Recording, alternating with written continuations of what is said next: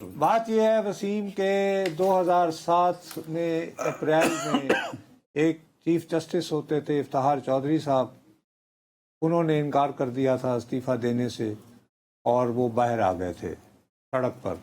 اور پھر وکلا کی تحریک چلی تھی ریاست ہوگی ماں کے جیسی کے وعدے پر۔ آپ کے خیال میں آج جو استعفے آئے ہیں کیا وہ ایسی کسی تحریک کی طرف لے جا سکتے ہیں؟ دیکھیے، اگر ان دونوں جج صاحبان کے کنڈکٹ کے حوالے سے یا ان کی پرسنالٹی کے حوالے سے دیکھا جائے تو بالکل ایسا ضرور اس لیے ہو سکتا ہے، اس کا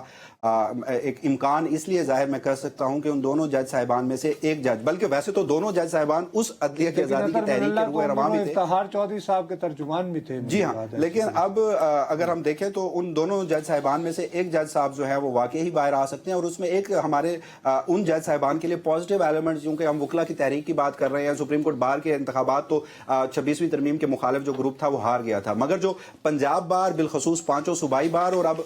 1 دسمبر کو پاکستان بار کے انتخابات ہونے لگے ہیں، تو اس میں مارجن جو ہے جیت کا جو ابھی تک سامنے آ رہا ہے، نتائج سامنے آ رہے ہیں، تو وہ جو انٹائر 26 امینڈمنٹ یا انٹائر 27 امینڈمنٹ گروپ ہے وہ اچھی خاصی اکثریت میں ہمیں جیتتا نظر آ رہا ہے، تو آنے والے دنوں میں ممکنہ طور پر اس طرف بھی جایا جا سکتا ہے۔ نصرت صاحب کو تو پتہ ہے، خیر وسیم، تحریکیں چلنے کے لیے بھی پیچھے کو تھانے دار ہونا چاہیے جو کہ نہیں ہے، لیکن اب میں آخری سوال پہ آتا ہوں، کیا یہ استعفے یہیں 2 تک رہیں گے کہ بڑھ سکتے ہیں، اور کیا استعفے سپریم کورٹ تک رہیں گے یا ہائی کورٹ سے بھی آئیں گے؟ خبر کیا ہے؟ دیکھیے، آئین کا آرٹیکل 200 امینڈ اگین کیا گیا اور اس میں تو یہاں تک ججز کو باؤنڈ کر دیا گیا کہ اگر کسی کو ٹرانسفر کیا جاتا ہے اور وہ انکار کرتا ہے تو بھی اس کے خلاف سپریم جوڈیشل کونسل میں کارروائی ہوگی، اور ہمیں پتہ ہے کہ وہ نشانہ اسلام آباد ہائی کورٹ کے 5 ججز ہیں، لیکن اس میں ہم نے گزشتہ روز بھی اس حوالے سے تفصیلات حاصل کرنے کی کوشش کی، تو ان میں ابھی کچھ اختلاف پایا جا رہا ہے۔ کچھ ججز کہتے ہیں کہ انہیں استعفیٰ دے دینا چاہیے، کچھ ججز کہتے ہیں کہ نہیں، جہاں پر انہیں سسٹم ٹرانسفر کرتا ہے تو وہ وہاں جا کر بھی اپنی خدمات جو ہے سر انجام دیں، لیکن ان میں ایک چیز ہے کہ جو بھی فیصلہ ہوگا وہ مشترکہ ہوگا، اور اب دیکھنا یہ ہے کہ 27ویں آئینی ترمیم پر عمل درآمد ہوتے ہوئے اگر ان ججز کو ٹرانسفر کیا جاتا ہے تو پھر ان کا اس معاملے میں اقدامات جو ہیں وہ کیا ہوتے ہیں، اور اگر سپریم کورٹ آف پاکستان کی بات کی جائے تو اس میں ابھی بھی میں یہ سمجھتا ہوں کہ ممکنہ طور پر آنے والے دنوں میں زیادہ نہیں تو شاید ایک استعفیٰ مزید آ سکتا ہے۔ اچھا، ابھی یہ بتائیں کہ فی الحال دیکھیں نا، سپریم کورٹ میں سے تو ایک وہ نکل آئی ہے نا، وفاقی آئینی عدالت، ٹھیک ہے؟